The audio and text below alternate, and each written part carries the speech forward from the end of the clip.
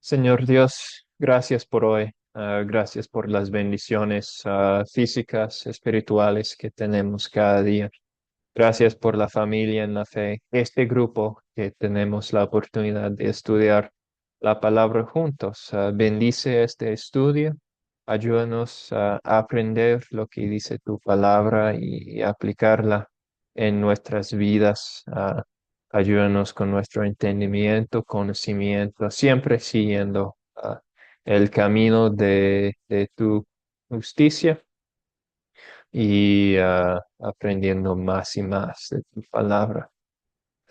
Ayúdanos a darnos cuenta de las bendiciones increíbles que tenemos por tener coherederos con Jesucristo, por recibir las bendiciones de la promesa y danos la confianza, la fortaleza para compartir ese mensaje con los demás. En el nombre de Jesucristo, amén. Muy bien, hace 8 días tuvimos la oportunidad de pensar en unos vínculos entre el templo, la alabanza en el Antiguo Testamento y Jesucristo y su obra. Yo tengo mi ejemplo, pero si alguien quiere compartir lo que han pensado, bien pueda. Voy a esperar un rato a ver si tenemos respuestas. Si no, no hay problema, puedo compartir el mío.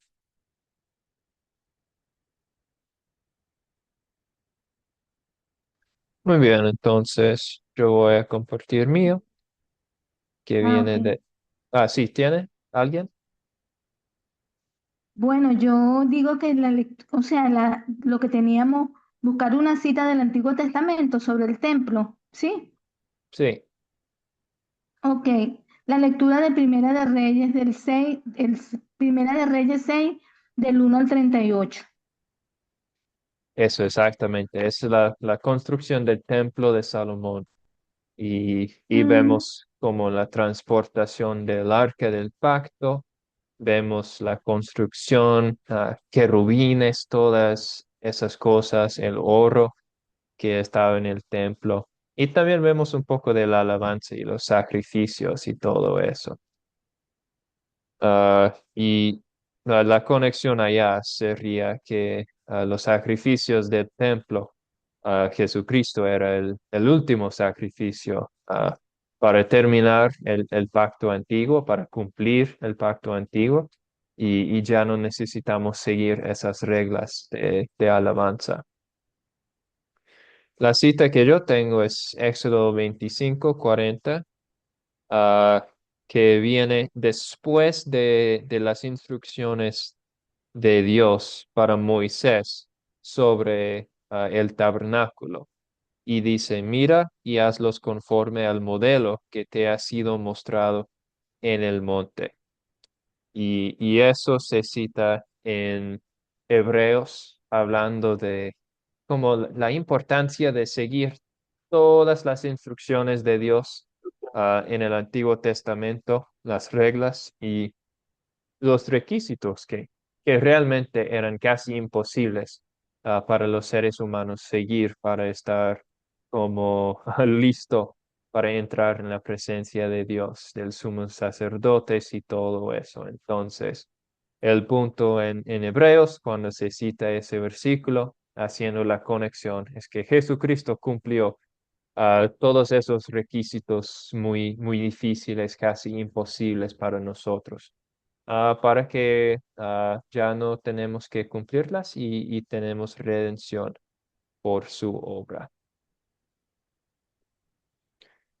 Muy bien. Hoy vamos a empezar con Efesios capítulo 3. Ah, Cada vez que empezamos un capítulo, recordamos que todavía estamos en el mismo libro y hay como divisiones pequeñas, pero no debemos olvidar del capítulo 1 y 2 cuando estamos leyendo 3, especialmente en las cartas en el Nuevo Testamento. ah, las cartas son como una carta entera, todo juntos, a todo escrito juntos por un propósito. Entonces, recordamos el contexto de 1 y 2 mientras hablamos de capítulo 3. Capítulo 3 empieza con las palabras. Por esta causa, yo, Pablo, prisionero de Cristo Jesús, por vosotros los gentiles, si es que habéis oído de la administración de la gracia de Dios que me fue dada para con vosotros. ¿Cuál es la causa de que habla Pablo aquí?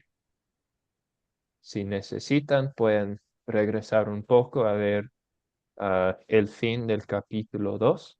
Pero por esta causa, dice Pablo, ¿cuál es la causa de que habla Pablo al principio de capítulo 3?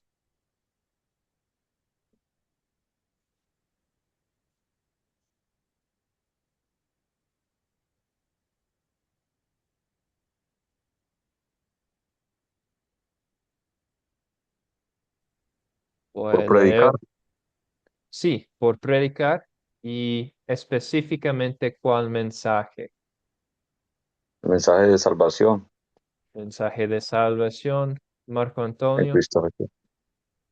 Pastor, al final del capítulo 2 venía hablando el apóstol Pablo acerca de lo que había hecho, la obra que Jesús hizo, entre otras cosas, de reconciliar en él también a los gentiles como pueblo de Dios, ¿verdad? Entonces, pienso yo de que cuando habla de por esta causa se está refiriendo precisamente a eso, a ese, a ese, a ese contexto inmediato anterior. Sí, su causa no solo de predicar, no solo de predicar de Jesucristo, aunque eso es la verdad, específicamente por predicar el Evangelio de Jesucristo a los gentiles, enseñando que los gentiles también son herederos, de la promesa de Dios y son parte de la familia de Dios. Ya no sois extranjeros ni advenedizos, sino conciudadanos, dice versículo 29 del capítulo 2. Entonces Pablo, por esta causa, está prisionero de Cristo Jesús. ¿Por qué? Porque los judíos no les gustaba para nada esa predicación.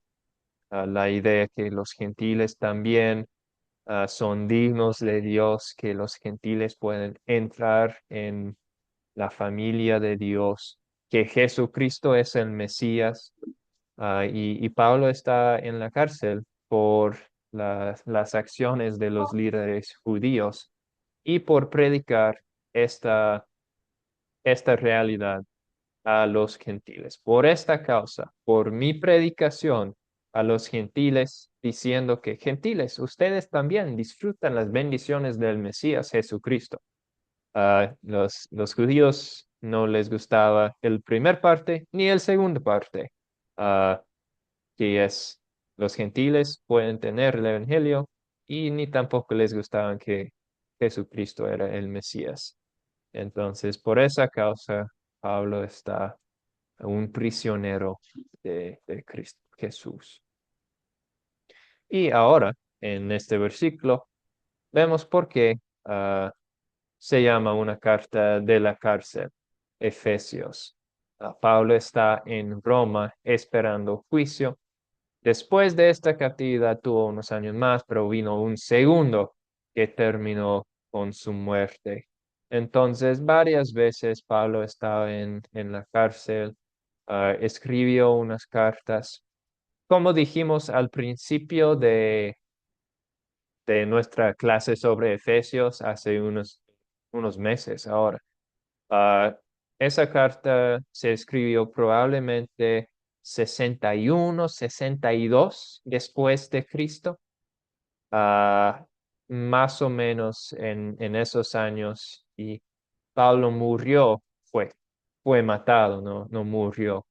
Creo que es 67.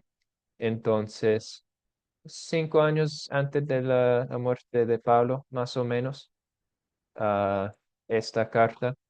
Pero ahora tenemos la confirmación que esa carta vino de Pablo estando en la cárcel, enviado por supuesto a los Efesios, no una congregación específica, sino los cristianos en la ciudad de Éfesos y el área cercana.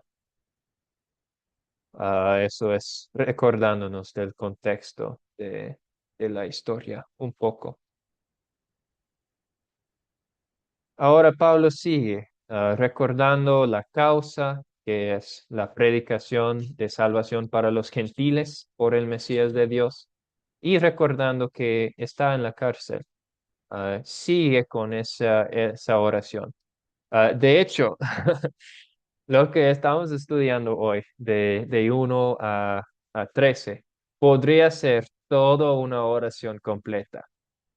Una oración como, creo que Gabriel García Márquez escribe así, con oraciones que toman como casi toda la página, solo una oración. Esta sección aquí es Pablo escribiendo una oración muy larga. En el griego es como una oración entera, todos los versículos, en más o menos un círculo que está desarrollando Pablo.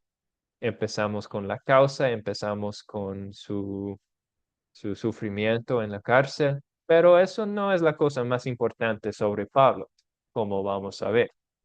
¿Alguien quiere leer Efesios 3 a 5? 3 a 5 de Efesios 3.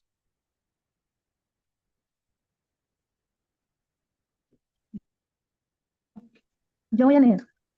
Gracias. Ok. Me refiero al ministerio que me declaró por revelación, como ya les había escrito brevemente. Al leerlo podrán darse cuenta de que conozco el ministerio de Cristo, ministerio que en otras generaciones no se dio a conocer a la humanidad tal y como ahora se ha revelado a sus santos apóstoles y profetas por el Espíritu. Muchas gracias. Entonces, estamos hablando de un misterio revelado. Vamos a ver lo que es enseguida, porque Pablo nos cuenta que es el misterio. Pero en esta sección vamos a enfocar en algo un poco diferente. Primero, mi pregunta para ustedes es, ¿dónde vemos la confianza apostólica de Pablo en esta sección? La confianza que Pablo tuvo como representante de Jesucristo. ¿Dónde podemos ver eso en esta sección?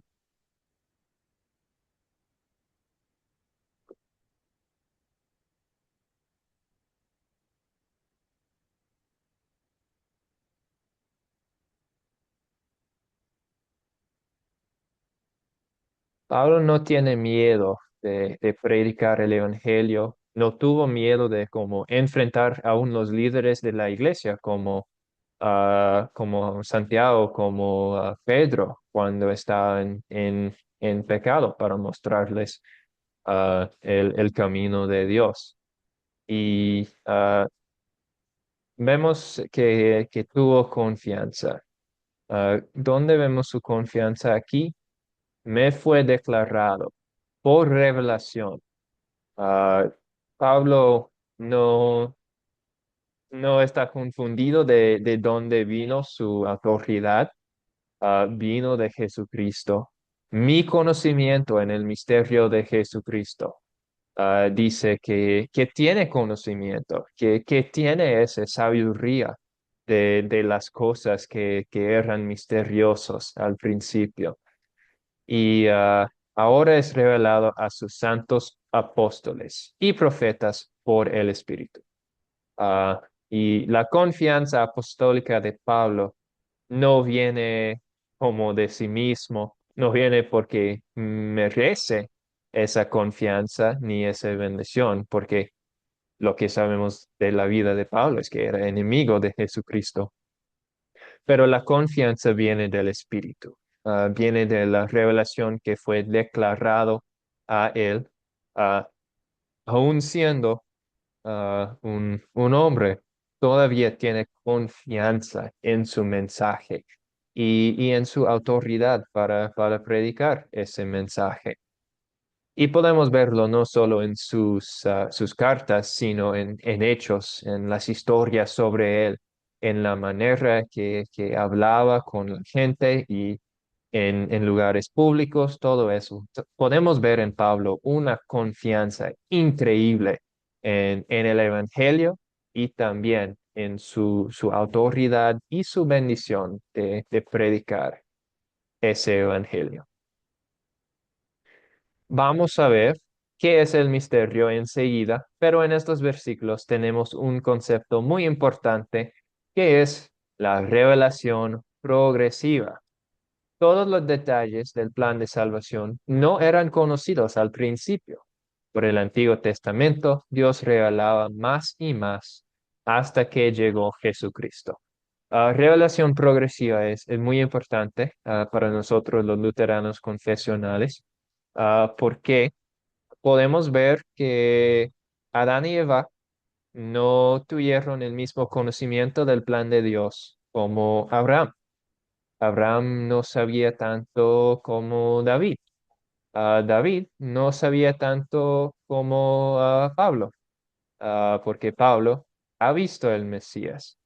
Ah, Adán y Eva solo tenían la promesa que Dios iba a enviar un hijo que iba a destruir el poder del serpiente, el pecado. Abraham sabía que Dios iba a usar un descendiente para bendecir a todos los pueblos del mundo, pero no sabía mucho más de cómo eso iba a pasar. David recibió la promesa que tendría una semilla, dice literalmente, quien iba a tener un reino eterno, quien iba a rescatar a su pueblo y reinar sobre su pueblo para siempre. Entonces, la revelación progresiva es lo que vimos por el Antiguo Testamento, por los profetas, por personas como David, quien son inspirados por Dios, pero no profetas mismos. Y podemos ver cómo el conocimiento, cómo el entendimiento de la promesa de Dios desarrolla por la historia y hasta que llegó Jesucristo.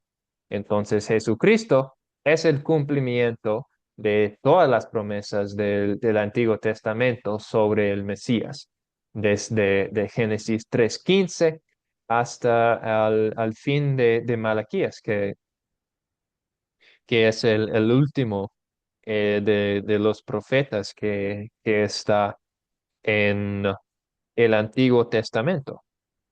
Tenemos Jesucristo, quien vino para cumplir todas esas promesas. Y la revelación es progresiva, aún en como el principio de la iglesia primitiva, porque sabemos durante el ministerio de Jesucristo, a pesar de sus enseñanzas y sus dichos muy claros, el Hijo del Hombre tiene que sufrir, tiene que morir, va a resucitar. Aunque dijo eso muchas veces, sus discípulos no entendían hasta que después Jesús volvió, Jesús les dio el Espíritu Santo para enseñarles, para darles los dones espirituales y después iban entendiendo más, predicando más, empezando a predicar a los gentiles también con la ayuda de Pablo y otros apóstoles. Entonces podemos ver la revelación progresiva aún en la época de la iglesia cristiana joven, cuando el Espíritu Santo está obrando en esos hombres para llevar mucha gente a creer en Jesucristo. Y vamos a ver un poco más sobre esa época en unos versículos sobre el crecimiento de la iglesia joven. Pero revelación progresiva, la idea de que por el Antiguo Testamento vemos más y más detalles hasta su cumplimiento en el Nuevo Testamento con Jesucristo. Importante es que eso no significa que faltamos algo. eso no significa que todavía queda partes de la Biblia que no sabemos que Dios va a enviarnos. Apocalipsis termina con una advertencia muy fuerte contra quitar ni añadir a las palabras de la Biblia. Ah, tenemos en otras cartas que las escrituras son suficientes. Entonces, no estamos esperando más revelación sobre Jesucristo porque tenemos todo lo que necesitamos. Entonces, ese es un concepto importante en nuestro entendimiento del Antiguo Testamento y de toda la Biblia. ¿Hay unas preguntas sobre ese tema?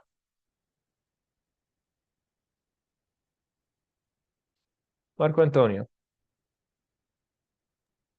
Sí, respecto al último comentario que hizo, en donde ya la revelación ha sido cumplida por nuestro Señor Jesucristo, ¿verdad? Y de que la iglesia original, la llamada iglesia primitiva, también era parte de ese proceso. Yo recuerdo que ya en Lucas 24:45 el Señor les habló a ellos, les abrió a ellos el entendimiento de las escrituras. Y quiero pensar yo de que en ese momentito a ellos les cayó el 20 porque a pesar de que ellos habían andado, tal como usted lo dijo, con nuestro Señor, a pesar de que les había anunciado en repetidas veces lo que iba a pasar, pues ellos todavía estaban am, con dudas, todavía no les había caído el 20. En ese momentito a ellos les abrieron las escrituras, pero luego ya en Hechos vemos la dispensación del Espíritu Santo en pleno en el aposento alto y luego vemos a un Pedro que se levanta y explica las escrituras desde el Antiguo Testamento para increpar a los judíos y explicarles precisamente la obra salvífica que nuestro Señor Jesucristo había hecho. Pero en el último comentario, Jonás, tú dices que aún hay partes de las escrituras. Eso fue lo que yo entendí, que aún hay partes de las escrituras que ameritan o, ser reveladas o debo entender de que toda la revelación está ya en las escrituras, pero lógicamente yo no las entiendo, ¿verdad? No las entiendo todas. Si a mí me preguntas de Apocalipsis, no sé nada de Apocalipsis, ¿verdad? Pero ahí está la revelación. Solo que a mí todavía no me ha caído el 20, quizás. Entonces, ¿cómo podemos nosotros por fe sabemos que la revelación progresiva está ya en las escrituras y que no va a haber más revelación? Pero Sí. podemos esperar una revelación mediante el estudio personal, Pastor Jonás.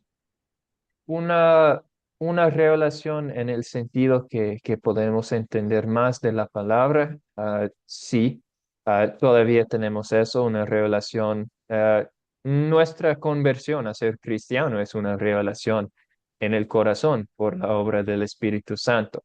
Lo que yo estoy diciendo es que no estamos esperando más libros de la Biblia. No estamos esperando más profetas, porque como dice Hebreos, en esos últimos días Dios nos ha hablado por medio de su Hijo, por Jesucristo. Entonces, por ejemplo, los mormones que dicen que hay más revelación, no estamos de acuerdo con eso porque la Biblia es suficiente. Tampoco estoy diciendo que no está posible para Dios trabajar en maneras milagrosas. Es decir, que no decimos que es necesario tener visiones para ser un cristiano, pero no puedo decir que es imposible que Dios en su sabiduría use una visión para traer a alguien al arrepentimiento.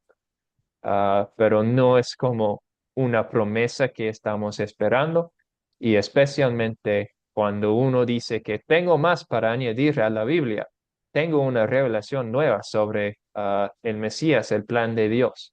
En esos casos decimos que no, ya no hay revelación porque, ¿por qué? Porque Dios ya nos ha hablado. Entonces, por ejemplo, los mormones que dicen que hay más revelación, no estamos de acuerdo con eso porque la Biblia es suficiente. Amén, tenemos amén, lo que amén. necesitamos. Amén. Gracias, pastor. Sí, buena pregunta. Seguimos con Efesios 3, 6 y 7. Ah, ¿alguien quiere leer esos versículos? Efesios 3, 6 y 7.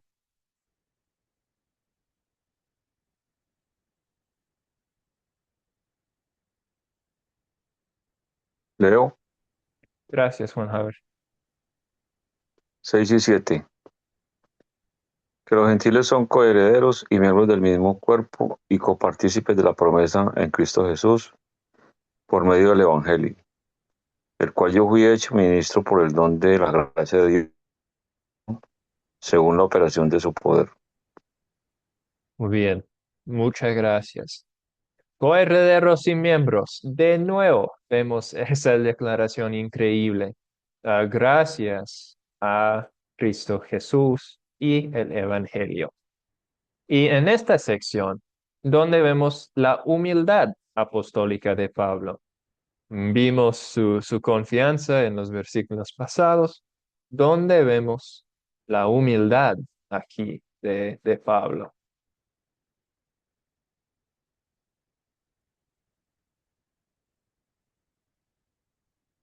No está diciendo que yo, Pablo, merezco ser ministro de Jesucristo.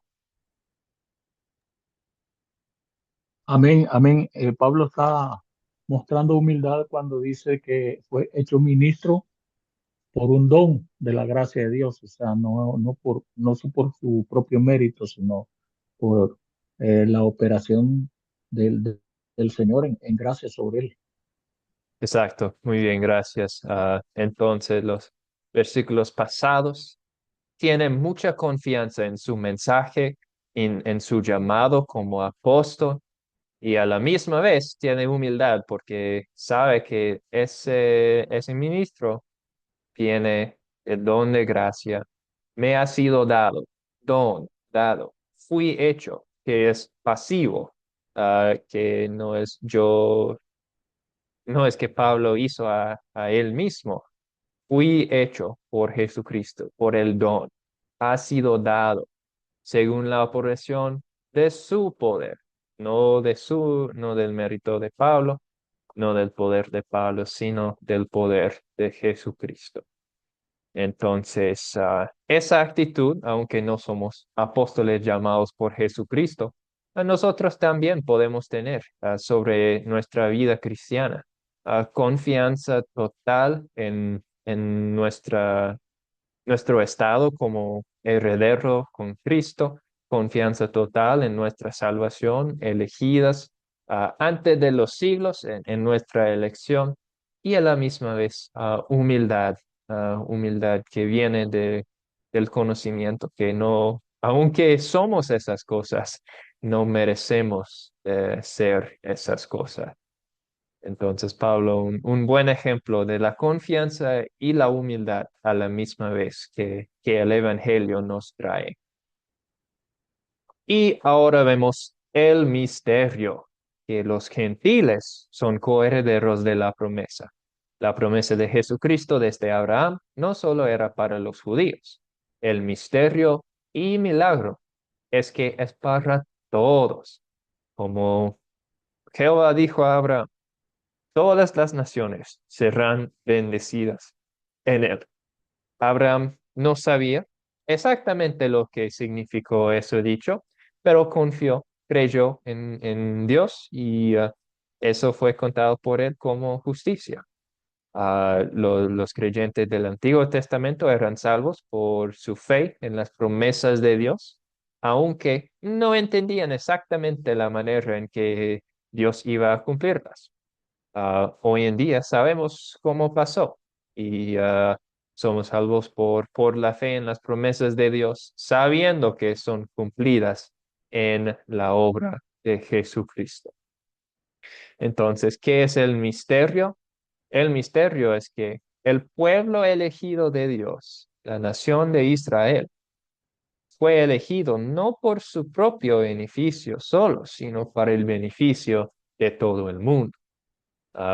Que Dios, por elegir a ese grupo de gente, no quiso como excluir a todos los otros.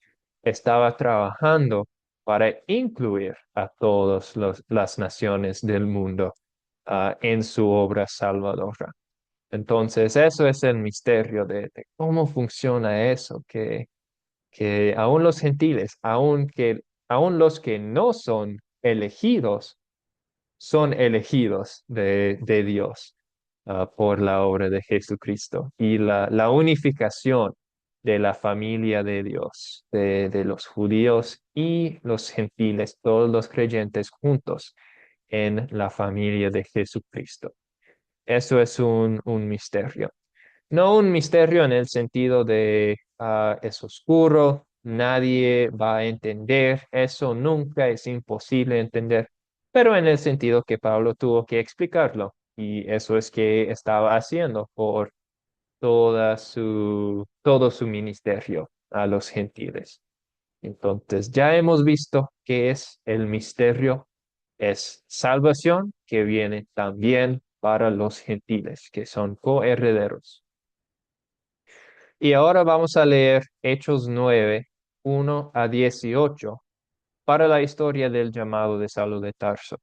Y esa historia es importante para ayudarnos a entender qué increíble es esa sección y la predicación de Pablo, sabiendo su fondo, sabiendo como su historia.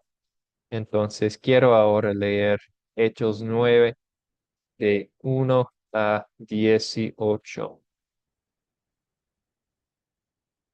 Dice la palabra, Saulo, respirando aún amenazas y muerte contra los discípulos del Señor, vino al sumo sacerdote y le pidió cartas para las sinagogas de Damasco, a fin de que si hallase algunos hombres o mujeres de este camino, el camino era como un título para los que estaban cristianos siguiendo el camino de Jesucristo, los trajese presos a Jerusalén. Mas yendo por el camino, aconteció que al llegar cerca de Damasco, repentinamente le rodeó un resplandor de luz del cielo, y cayendo en tierra, oyó una voz que le decía, Saulo, Saulo, ¿por qué me persigues? Él dijo, ¿quién eres, Señor? Y le dijo, yo soy Jesús, a quien tú persigues. Dura cosa te es dar cosas contra el aguijón. Él, temblando y temeroso, dijo, Señor, ¿qué quieres que yo haga? Y el Señor le dijo, levántate y entra en la ciudad, y se te dirá lo que debes hacer. Y los hombres que iban con Saulo se pararon atónitos, oyendo a la verdad la voz, mas sin ver a nadie. Entonces Saulo se levantó de tierra y abriendo los ojos, no veía a nadie, así que, llevando por la mano, le metieron en Damasco, donde estuvo 3 días sin ver, ni comió, ni bebió. Había entonces en Damasco un discípulo llamado Ananías, a quien el Señor dijo en visión, Ananías. Y él respondió, heme aquí, Señor. Y el Señor le dijo, levántate y ve a la calle que se llama derecha y busca en casa de Judas a uno llamado Saulo de Tarso, porque he aquí él ora y ha visto en visión un varón llamado Ananías, que entra y le pone las manos encima para que recobre la vista. Entonces Ananías respondió, Señor, he oído de muchas acerca de este hombre, cuántos males ha hecho a tus santos en Jerusalén. Y aún aquí tiene autoridad de los principales sacerdotes para prender a todos los que invocan tu nombre. El Señor le dijo, ve, porque instrumento escogido me es este, para llevar mi nombre en presencia de los gentiles y de reyes y de los hijos de Israel, porque yo le mostraré cuánto le es necesario padecer por mi nombre. Fue entonces Ananías y entró en la casa, poniendo sobre él las manos, dijo, Hermano Saulo, en Señor Jesucristo, que se te apareció en el camino por donde venías, me ha enviado para que recibas la vista y seas lleno del Espíritu Santo. Y al momento le cayeron de los ojos como escamas, y recibió al instante la vista, y levantándose fue bautizado. Muy bien, esa es la historia de la conversión de Saulo. Y unos versículos claves que son el Señor diciendo, instrumento escogido me es, mostrando de nuevo, fui hecho ministro, sido dado, operación de su poder. Saulo no buscaba como ser parte de la iglesia de Jesucristo. Estaba intentando ah, terminar la iglesia, pero mira cómo Dios en su sabiduría, en cómo trabaja, en su humor también, porque es un poco chistoso en mi opinión el cambio que pasó a Pablo. A Pablo, pensaste que iba a Damasco para quitar la iglesia de allá. Tú no sabes, Pablo, que tú vas a empezar iglesias en lugares nuevos. Entonces, muy importante esa historia de Pablo para entender ah, algunos de sus puntos en sus cartas. Marco Antonio, pregunta, comentario. Es un comentario y al mismo tiempo una interrogante. Jesucristo para iniciar su ministerio público también fue bautizado por Juan el Jordán. Y aquí vemos como un paralelo en el mismo Pablo, el 13º apóstol, ¿verdad? Eh, es bautizado también para iniciar su ministerio, cuando él prácticamente está recibiendo un llamado de Dios a través de Ananías en ese momentito. Es lógico pensar que Ananías fue quien bautizó a Pablo. Sí, sí. Con el contexto, estaba en la casa de Ananías. No tenemos razón de pensar que era otra persona, pero aun si fuera otra persona, es la palabra que tiene el poder en el bautismo, entonces. Pero es Amén, amén, amén. según el contexto, creo que sí fue Ananías. Y sí, Gracias, pastor. Gracias. imagínense la situación de la perspectiva de Ananías. Saulo de Tarso. Gracias a Dios, no tenemos como un ejemplo en nuestras culturas que sería similar a él. Recordamos, Pablo estaba presente a la muerte de Esteban. Pablo estaba muy feliz a la muerte de Esteban. Sí hay persecución hasta la muerte, por ejemplo, en Nigeria, en algunos países en Asia. Pero aquí en el como oeste del mundo estamos bendecidos de no sufrir tanto de la vida. Obvio sufrimos la burla, cosas así de gente, pero amenazas a la vida no son tan común. Pero imagínense uno que sí está amenazado por la vida, por ser cristiano, escuchar a Dios decir, ¿recuerda a esa persona que es muy famosa por traer la persecución a toda la iglesia en todas partes? Ese hombre es mi instrumento escogido para llevar el evangelio a los gentiles. Increíble, sin sentido, ah, contra la sabiduría de los hombres, pero así es como trabaja Dios en sus cosas. Muy bien, seguimos. ¿Alguien quiere leer 8 a 10 de capítulo 3? 8 a 10.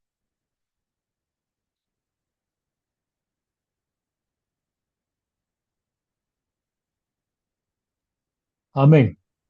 Leo, Gracias. A mí, que soy menos que el más pequeño de todos los santos, me fue dada Siga. esta gracia de anunciar entre los gentiles el evangelio de las inescrutables riquezas de Cristo y de aclarar a todos cuál sea la dispensación del misterio escondido desde los siglos en Dios, que creó todas las cosas. para que la multiforme sabiduría de Dios sea ahora dada a conocer por medio de la iglesia y a los principados y potestades en los lugares celestiales. Muchas gracias. ¿Cómo puede decir el hombre quien escribió mucho del Nuevo Testamento, que es menos que el más pequeño de los santos? Ah, Volvemos a la historia de Saulo. Era enemigo de Cristo, no mereció nada de lo que tuvo en la iglesia. Era uno que ha matado a los santos, entonces por eso Pablo dice que más pequeño de todos los santos, no merece de ser parte de los santos. Cuando está hablando sobre la resurrección de Jesucristo, en Primera de Corintios dice que apareció a Pedro, a los apóstoles, más que 500 hermanos, y últimamente a mí, como un hijo nacido fuera de su tiempo. Lo más pequeño, más feo de los santos es Pablo. Pero todavía es de los santos y eso es lo que importa. Ah, y ahora vamos a ver ah, ejemplos de cómo anunciar entre los gentiles el evangelio. Yo voy a leer Gálatas 4, 4 y 5 y alguien puede buscar Hechos 2, 5 a 11, otra persona Hechos 11, 19 a 21. Gálatas 4, 4 a 5 dice: Pero cuando vino el cumplimiento del tiempo, Dios envió a su Hijo, nacido de mujer y nacido bajo la ley, para que redimiese a los que estaban bajo la ley, a fin de que recibiésemos la adopción de hijos. El Evangelio es simplemente eso, el cumplimiento de tiempo, la dispensación del misterio escondido desde los siglos. Abraham no sabía tanto, David no sabía tanto, aún Malaquías no sabía tanto, pero ya no es escondido en el cumplimiento de los tiempos que vemos según Gálatas 4, 4 y 5. Ahora en Hechos vemos como las consecuencias, los resultados de esa realidad. ¿Alguien tiene Hechos 2? Amén, amén. Gracias. Hechos 5 del 2 al 11. 2, Moraban 5 a entonces, 11. sí, am, moraban entonces en Jerusalén judíos varones piadosos de todas las naciones bajo el cielo. Y hecho este estruendo, se juntó la multitud y estaban confusos porque cada uno les oía hablar en su propia lengua. Y estaban atónitos y maravillados, diciendo: Mirad, ¿no son estos Galileos todos estos que hablan? ¿Cómo pues les oímos nosotros cada uno hablar en nuestra lengua en la que hemos nacido? Partos, medos, elamitas y los que habitamos en Mesopotamia, en Judea, en Capadocia, en el Ponto y en Asia, en Frigia y en Panfilia, en Egipto y en las regiones de África más allá de Cirene, y romanos aquí residentes, tanto judíos como prosélitos, cretenses y árabes, los oímos hablar en nuestras lenguas las maravillas de Dios. Amén. Muchas gracias. Sí. ah, Anunciar entre los evangelios, entre los gentiles, disculpa, el evangelio. Anunciando el evangelio a los gentiles por el poder del Espíritu Santo. ¿Alguien tiene Hechos 11, 19? Yo Ah, lo tengo. Gracias. Hechos 11, 19, 21. Ahora bien, los que habían sido esparcidos a causa de la persecución que hubo con motivo de Esteban, pasaron hasta Fenicia, Chipre y Antioquía, no hablando a nadie la palabra de los judíos. Pero había entre ellos unos varones de Chipre y de Cirene, los cuales cuando entraron en Antioquía hablaron también a los griegos, anunciando el evangelio del Señor Jesús. Y la mano del Señor estaba con ellos, y gran número creyó y se convirtió al Señor. Muy bien, muchas gracias. Entonces, en la dispersión de los cristianos por persecución, creció más la iglesia. Y así funcionó por la mayoría de la historia de la iglesia. En persecución, los que quieren parar la iglesia normalmente ayudan a la iglesia por lo que pasa después. Dios siempre está obrando para llevar el evangelio, para redimir a la gente y usando situaciones muy malas para el bien de su iglesia. Entonces, esas son unas instancias de predicar el evangelio a los gentiles también. Ahora vamos a leer al fin Efesios 3, 11 a 13, conforme al propósito eterno que hizo en Cristo Jesús nuestro Señor, en quien tenemos seguridad y acceso con confianza por medio de la fe en Él, por lo cual pido que no desmayes a causa de mis tribulaciones por vosotros, las cuales son vuestra gloria. No sé qué pasó con mi pantalla aquí. Perdió mi nota, pero el punto clave aquí en esta sección es que Pablo está cerrando su círculo de ideas. Entonces, empezó con Pablo, estoy en la cárcel por lo que prediqué, que es salvación para los gentiles. Y ahora Pablo está diciendo, no desmayes a causa de mis tribulaciones, las cuales son vuestra gloria. ¿Cómo puede ser tribulaciones gloria? Solo por la perspectiva de un cristiano. Y Pablo habla más sobre eso en una de sus otras cartas, que en el sufrimiento desarrollamos paciencia, desarrollamos carácter, desarrollamos confianza y paz en las tribulaciones. Y la idea que tribulación, sufrir por el nombre de Jesucristo es algo bueno, es una perspectiva según el mundo que es muy necia, pero con la obra del Espíritu Santo sabemos que hay nada que da más que sufrir por el nombre. Y eso es que dice Pablo, estoy aquí en la cárcel por predicar el Evangelio a ustedes. Pero eso no es sufrimiento, eso es gloria. Regocijamos en las dificultades que enfrentamos por ser de la familia de Jesucristo. ¿Por qué? Porque tenemos seguridad y acceso con confianza por medio de la fe en Él. Entonces, cerrando el círculo con el mensaje de el Evangelio, el punto de su predicación, seguridad y confianza por la fe que tenemos en Jesucristo. Entonces, para repasar toda la sección, toda la oración muy larga del principio de Efesios 3, Pablo está en la cárcel. ¿Por qué predicó a los gentiles? Porque mostró que los gentiles también tienen la promesa, que son coherederos de la promesa, que han recibido las bendiciones de Jesucristo. Aunque Pablo no mereció esta posición, todavía la tiene con confianza y humildad. Y todas esas cosas pasaron conforme al propósito eterno que hizo Cristo Jesús.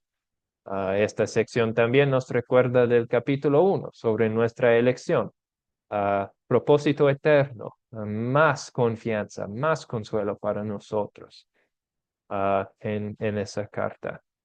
Entonces, el punto aquí es, parece que estoy perdiendo en los ojos de los judíos, en los ojos de los romanos, pero realmente Pablo es un ganador porque ha ganado la lucha más importante que es contra el pecado y contra la muerte.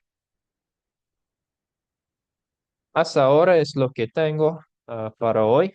Ah, ¿Quedan unas preguntas, unos comentarios sobre esta sección? Vamos a seguir en capítulo 3 la semana que viene, con la ayuda de Dios.